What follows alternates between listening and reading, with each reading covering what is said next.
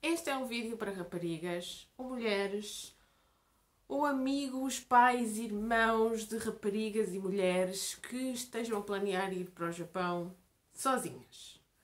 Portanto, não quer dizer que seja um vídeo do qual os homens estão excluídos, mas significa que as questões que eu estou aqui a tratar vão ser especialmente relevantes para as mulheres. Eu sou uma mulher. As primeiras vezes que eu viajei para o Japão, eu viajei sempre para o Japão em contextos fora de agências de viagens e fora de grupos organizados por agências de viagens.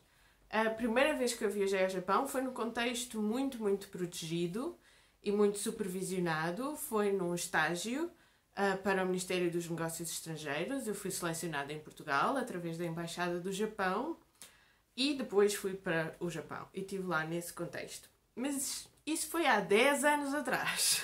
E depois disso eu voltei ao Japão muitas vezes e a minha vida de trabalho, lazer, de amigos, de tudo, a minha vida em muitos aspectos ficou muito ligada ao Japão. E ao longo destes anos todos, todas as vezes que eu estive no Japão, eu estive sempre por minha conta. E eu planeei tudo e eu estava lá sozinha durante longos períodos de tempo, às vezes os 3 meses inteiros que o visto permite, consecutivamente, seguidos. E, portanto, eu tenho algumas dicas para partilhar com outras mulheres ou outras raparigas que possam estar interessadas em ir ao Japão sozinhas. Estas coisas vêm da minha experiência pessoal, também vêm da minha conversa com outras mulheres, maioritariamente japonesas que vivem no Japão, não tanto ocidentais que estão lá ou que eu conheço lá, mais japonesas que vivem lá. E, portanto, eu diria que é assim, tipo, 80% da minha cabeça, 20% de confronto com outras pessoas. Não é para assustar ninguém, são impressões, são dicas, são partilhas.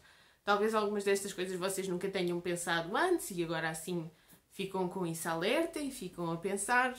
Outras coisas vocês podem achar, não, isso não se aplica, não tem nada a ver comigo, não quero saber. Cada um é como cada qual. Que é isto, é só uma partilha. Então eu acho que no Japão, dadas as condições muito particulares como a sociedade japonesa evoluiu nos últimos tempos e como está hoje em dia, existem algumas situações um pouco mais melindrosas, um pouco mais perigosas para as mulheres que estão sozinhas no Japão, quando comparado com a Europa de uma maneira geral e quando comparado muito em particular com Portugal e com a sociedade portuguesa. Apesar de, em Portugal, se registarem muitos crimes contra as mulheres, e isso é, infelizmente, um dado estatístico inquestionável, ainda há muitos crimes contra as mulheres, crimes passionais, crimes não tão passionais assim, crimes que têm a ver com violência doméstica e não só. Portanto, a situação das mulheres em Portugal não é perfeita. No entanto, estando em Portugal, eu acho que não é tão normal assim em Portugal acontecerem determinadas coisas que no Japão são muito recorrentes, muito mais frequentes e muito mais consideradas normais, no sentido de acontecem muito e as pessoas já nem ligam tanto, do que em Portugal. Por exemplo, no Japão acontece muito haver assédio sexual, assédio físico nos transportes públicos quando eles estão com muita gente. Sejam metros, sejam autocarros, sejam comboios, mas mais frequentemente o tipo de transportes em que mais frequentemente o tipo de situações em que o transporte está cheio e estamos a viajar de pé e as pessoas estão todas muito juntas umas das outras e há contacto físico entre as pessoas. Nestas circunstâncias que são um bocado inevitáveis, é chato, mas acontece, no Japão é muito frequente haver palpões, haver coisas mais sérias. É mais às raparigas mais novas, infelizmente, é às meninas que ainda são menores de idade, mais do que às mulheres adultas, mas também acontece a mulheres adultas, sobretudo se elas estiverem sozinhas, se elas não estiverem com outras pessoas, sejam elas japonesas ou não, e se elas estiverem sozinhas, são mais facilmente observadas por aqueles que querem fazer isso e fazem-lhes isso. É muito difícil para essas pessoas apresentarem queixa ou afastarem-se das pessoas ou como resolver esse problema, não é? Então, a minha dica para isso é evitem primeiro que tudo, colocarem-se nessa circunstância, entrarem na carruagem ou entrarem no autocarro quando veem que está cheio de gente, não entrem, esperem pelo próximo, escolham um caminho alternativo, escolham outra linha, escolham outro horário. Outra dica para essas situações é, se realmente acontecer, façam imediatamente notar que não estão ok com isso, porque eles tendem a ficar progressivamente mais agressivos no seu assédio e depois, para além do assédio, pode haver violência. Portanto, façam notar imediatamente que isso não está ok.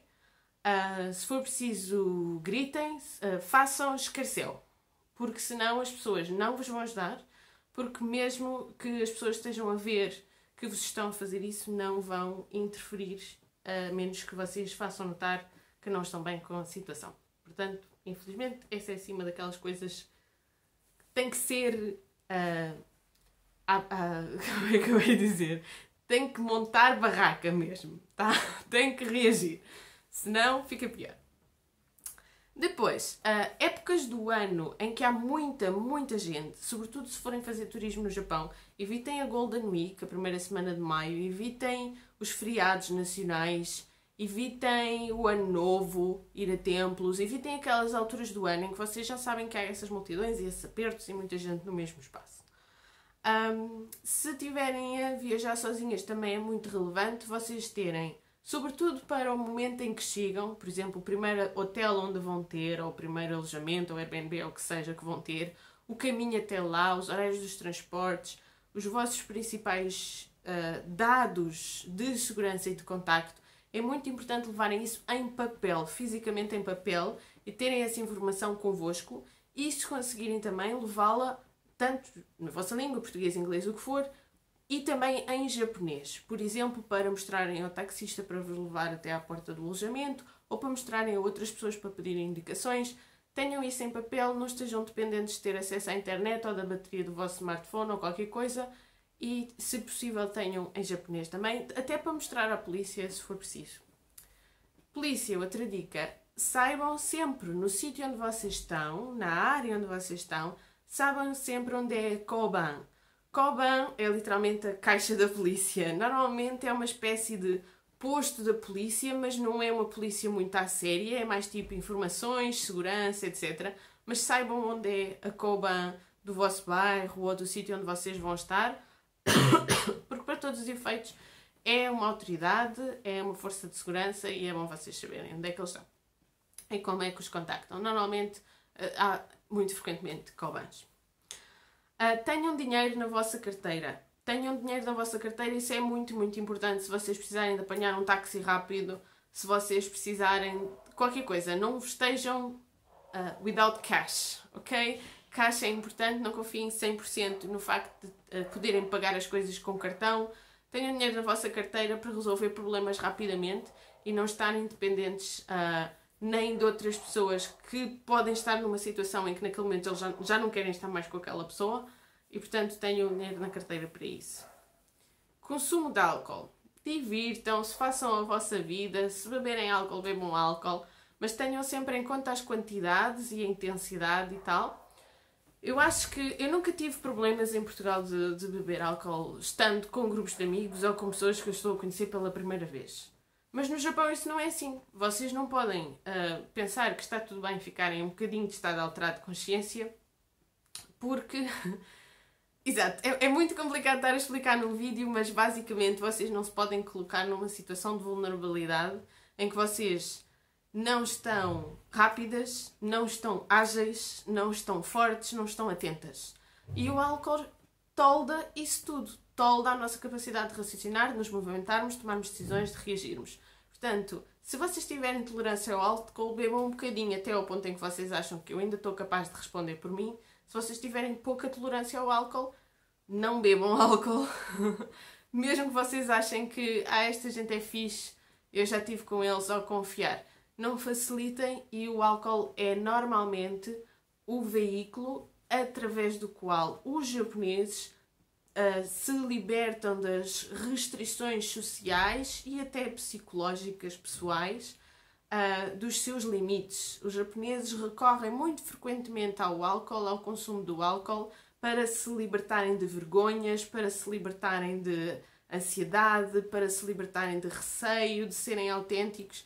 E normalmente só com o consumo de álcool é que eles mostram as suas verdadeiras intenções, em coisas mesmo práticas. Eu não estou a dizer mal dos japoneses nem da sociedade japonesa. Isto é assim cotidianamente. As pessoas vão beber álcool no final do dia de trabalho com os colegas ou com os empregados da empresa ou com os clientes para fecharem negócio. Percebem? As pessoas só falam diretamente com álcool. Sem álcool é tudo muito preso, é tudo muito restritivo. As pessoas precisam do álcool para terem um nível de relação direta, autenticidade entre o que pensam e o que sentem e o que falam. Enquanto que, por exemplo, um povo latino, um português, um espanhol, um italiano, está muito mais aqui presente, o que pensa e o que fala, o que sente e o que expressa, estão muito mais em sintonia. Para os japoneses não há essa transferência direta, não há esse caminho direto e eles usam o álcool para realmente se expressarem. Então, as pessoas que a gente pensa que conhece num contexto de trabalho ou porque andámos com ele a ver umas coisas na rua ou com ela a ver umas coisas na rua durante o dia porque encontramos viajantes no caminho, essas pessoas quando tomam álcool podem ficar muito diferentes. E vocês têm que ter cuidado de ir para um contexto, beber álcool com as pessoas, mesmo quando vocês pensam que já as conheciam. É nesse sentido que eu estou a falar. Depois, terem sempre, isto pode parecer muito trivial, mas estarem sempre alerta. O que se chama be conscious of your surroundings. Okay? O que está à vossa volta, que tipo de rua é que estão, qual é o percurso que vocês estão a fazer, se é um espaço público, se é um espaço privado. Tenham consciência da envolvência. O percurso do ponto A ao ponto B, se é feito por aqui ou se é feito por ali, pode fazer muita diferença. Conheçam as zonas das cidades, se é uma zona da cidade que é segura ou não é. Dizem como, Tóquio é seguro. Gente, Tóquio é gigante, já disse isto muitas vezes.